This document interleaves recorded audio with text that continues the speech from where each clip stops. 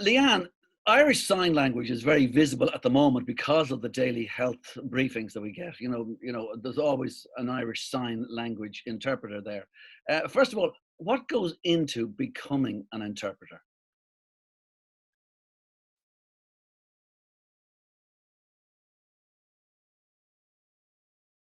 Irish Sign Language interpreters have to attend the Centre for Deaf Studies in Trinity College. It's a 4-year degree program. And I suppose that entails learning the language, Irish Sign Language, and also focusing on the linguistics and the ISL grammar and a code of ethics. I mean, Irish Sign Language is a language in its own right. It's not only about the hands, it's on the face and on the body. Facial expressions are crucial to the language. And if you think about the deaf community and the linguistics of the language, the deaf community are viewed as a linguistic minority group. What about information, though? I mean, like, what's it been like for the deaf community trying to access information about the COVID-19 pandemic?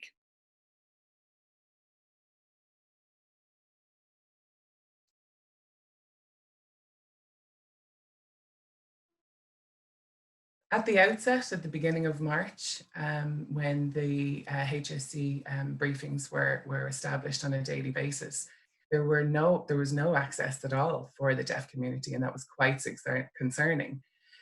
We did lobby, the deaf community and the Irish Deaf Society lobbied to the government to ensure that access would be provided via an interpreter. So we have a group of 6 interpreters working over the last 3 months on a rotating basis for these briefings. We have currently in and around 5,000 deaf people in Ireland who currently use Irish Sign Language as their first language. And so it's really important that, on a national and, for a global crisis, that we have this access to information. Of course, it's changeable on a daily basis, so it's crucial that we have that access. Okay, access to information is one thing in terms of COVID-19, but what about, like, in general? Has it been difficult for deaf people to access information when they need information?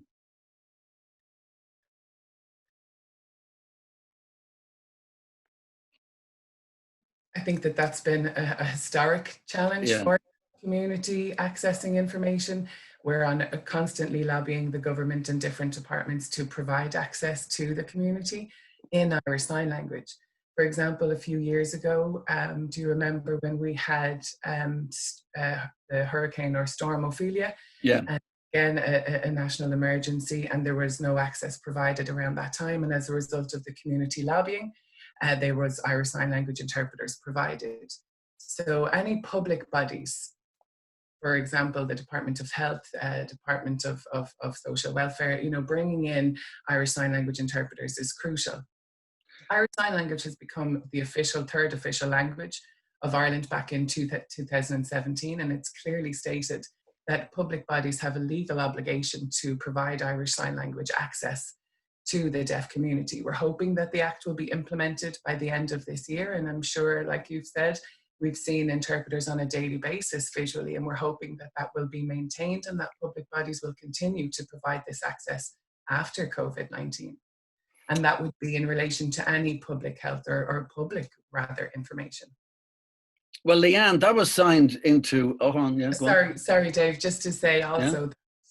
this isn't an automatic provision. This isn't something that's provided on an automatic basis. This is as a result of the deaf community consistently lobbying to government and making requests for this access to be provided. Okay, but improving access to information for the deaf community. You talk about the law that was passed in it was Christmas Eve in 2017 and will be enacted properly by December of 2020. Now, when that happens, is that the biggest thing that you guys are doing? Is that the best success, if you like, you've had in terms of the work that the Irish Deaf Society is doing to improve access to information for the deaf community?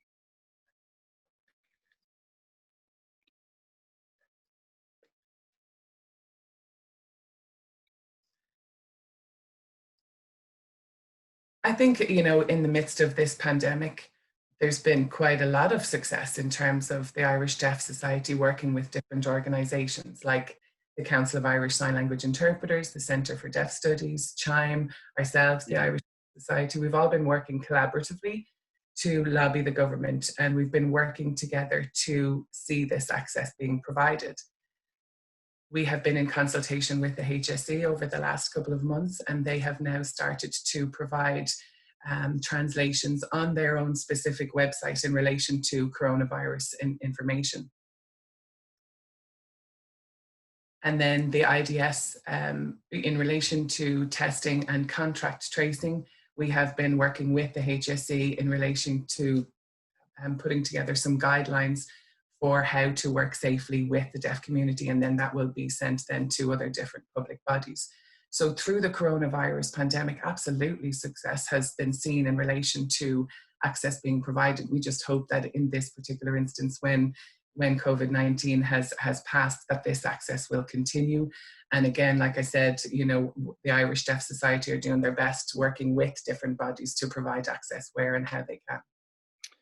Okay, but what about, like, you know, we all haven't had to learn a new language in the last sort of 6 months or so, but by the same token, you know, we've all had to learn an awful lot of new terms, and very quickly as well. Was there a gap in Irish Sign Language for new terms like COVID-19 and lockdown and all this stuff?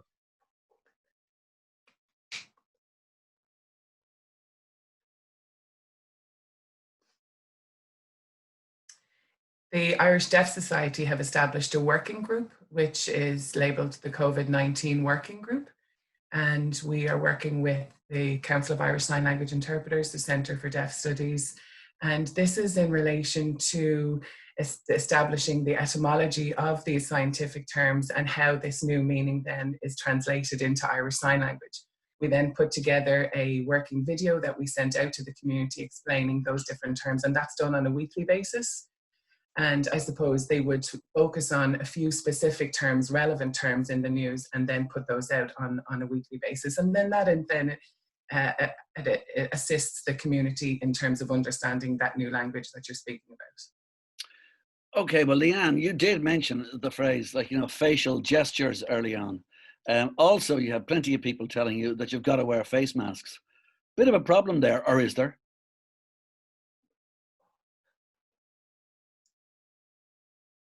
Exactly. It's a huge challenge for the deaf community who would predominantly rely on sign language, and equally for those who lip read. You know, facial expressions is in and around probably 70% of how we use the language. It's on the face, body. So face masks present a huge challenge for us.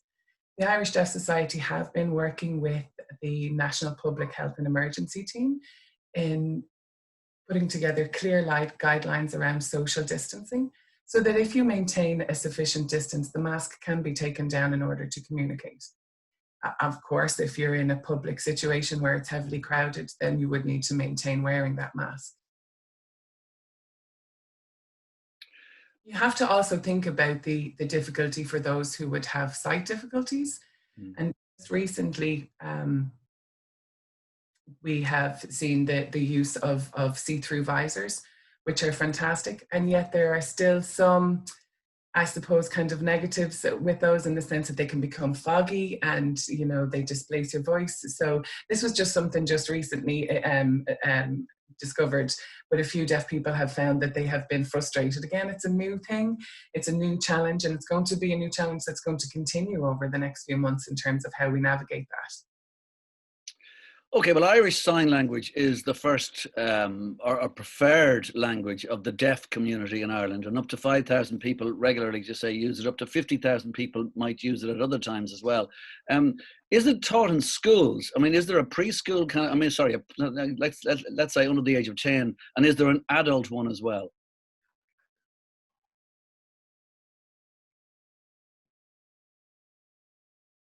You're right, there would be in and around 50,000 Irish Sign Language users throughout the country, whether that be for work or family. In relation to the deaf school, it's not compulsory at the moment to teach Irish Sign Language or to take that as a module. And for children learning Irish Sign Language, they're learning that through the incidental communication with their friends. And many of the teachers would not have the fluency to teach Irish Sign Language, so they're not getting access to education fully through their first language. I suppose for many children across Ireland, they learn English and they learn the grammar and everything that goes with that.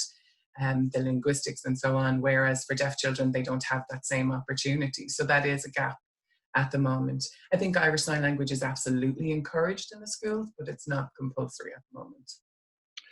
But I mean, there's so much stuff on TV in the last few weeks, Leo Varadkar in the middle and sign language there for everybody to see on all the major newses and all the rest. Is the visibility of Irish Sign Language causing an upswing in interest in classes, etc.? Is it good in general for you, Lianne?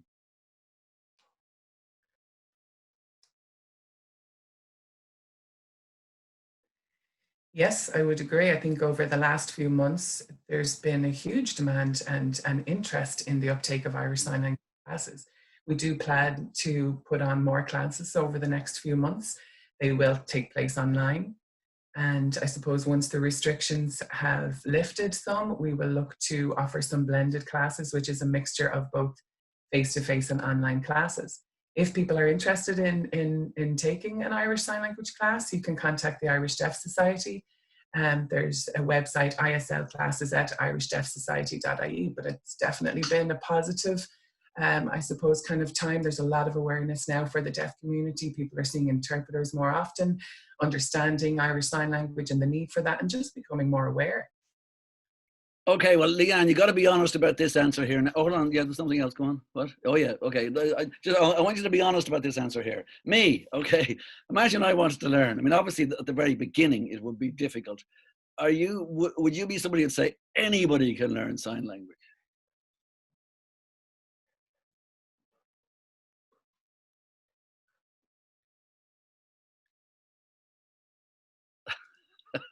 I think it's a good question, but I do think that it's similar to the question of spoken languages. Would you say that anyone can learn a spoken language? Some people just have a natural aptitude for learning new languages, and so I think that it just depends on the individual and the level of interest. And I think that the fluency of your Irish Sign Language depends on your interaction and your immersion in the community, like it would be when learning any language. Well, your average anthropologist would tell us that 100 years ago, or 100 million years ago, that when we all started out, we weren't speaking at all. It was all interpretation through whatever our body language was. So I don't know, maybe I could. Lianne, as a deaf person, what would you like to see more of, either in public policy or in day-to-day life, that would improve accessibility for the deaf community?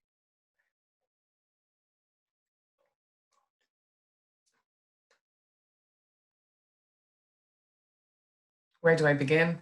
I suppose one thing that I would like to see is the area of employment, improvements there. There are so many barriers across the country, and a lot of employers would not be deaf aware. They don't understand how to use an Irish Sign Language interpreter.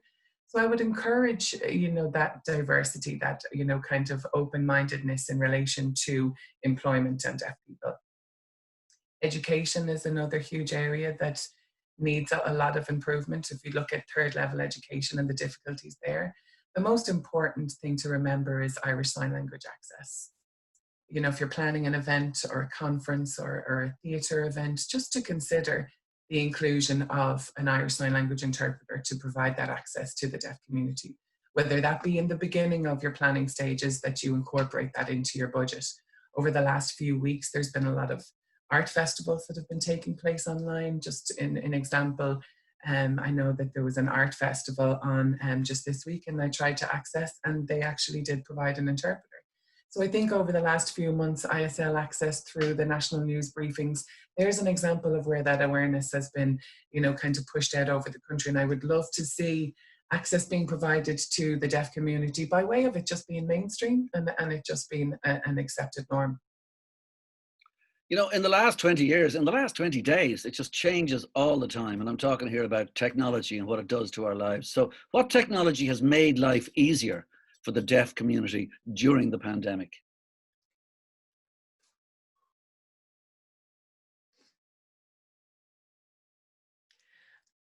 To be honest, it's an absolute godsend that we have technology. We're so grateful. If you think about the likes of Zoom, FaceTime, Skype, the way that we can actually communicate on a daily basis. And obviously, it's not easy for people having to stay at home. They can't attend a deaf club or regular deaf events. So we have what's known as Kahoot. We do a deaf Kahoot quizzes. They're happening on a daily basis. We also have live discussions. We have a new, I suppose, ISL chat segment every Sunday called ISL Chats, where people get to debate current issues. We have an interpreter service, a remote interpreting service. So deaf people can use this service to carry out different appointments in their daily lives. So for example, accessing a GP via a video service remotely. So it's fantastic. Technology has definitely assisted, but I think it's important for us to remember not everybody benefits from technology in the same way. The level of broadband wouldn't be the same throughout the country. Certain people would be having huge difficulties in accessing the internet. So I do fully support the rollout of the national broadband system throughout the country. And I do think that it's definitely something that would benefit the deaf community throughout the whole country. So I would support that. Also, just to say that there would be a few deaf people who live rurally who would have no mobile phones. Yeah. So the Irish Deaf Society have been working with Huawei, the phone company, and they have provided us with some free mobile phones that we're now able to disperse out throughout the community, because it would be a smartphone, so they're able to then use that phone to communicate with friends and family, which has been a fantastic initiative. And then just finally, Leanne, to go back to one last thing, or one thing you said earlier on, which is, are you really looking, is December 2020 a big date for you, considering like the President Higgins passed it, and it's passed all houses of the Oireachtas, it's going to be made into law, and will that change things big time for the next bunch of years?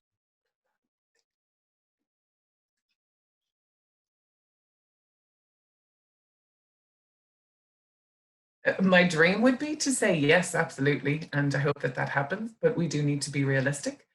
The Irish Deaf Society have worked tirelessly in terms of reminding government the importance of working with us and working with public bodies in order to improve access across the board. So after December 2020, yes, I would hope so. The plans are in process in order to see that happening. And my vision would be that in a few years' time that the access to Irish Sign Language information for the deaf community would see a huge jump and a huge improvement, in comparison to the last 10 years. All right, well, listen, thank you very much indeed to both of you, Lianne Quigley, Chairperson of the Irish Deaf Society, and Tracy Daly, Irish Sign Language Interpreter. Thanks so much for joining me on the programme today, and good luck, and let's hope that December 2020 changes a lot of things for the next 10, 50, 100 years. Thanks, guys. Thanks, Dave. Thanks, appreciate that. Thank you. Bye.